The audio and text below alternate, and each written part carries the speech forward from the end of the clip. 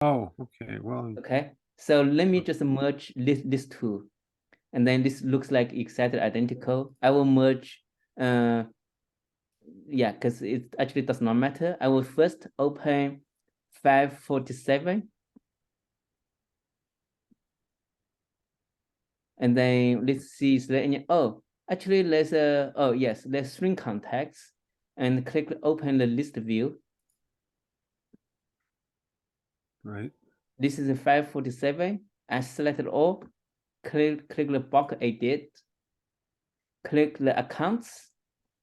And currently we're on 547. We need to change it to 546. Just type AC 546. Click search, shows up, click submit. It's finished. And then we can close this tab. Coming back, we're on 547. If we reload it, and then it will show the content is 0. And then the last thing we need to do, just simply change this one to empty. And then it will go back. If we're coming back to the account again, we will only able to see one of 546 is over here. If we open it, Right.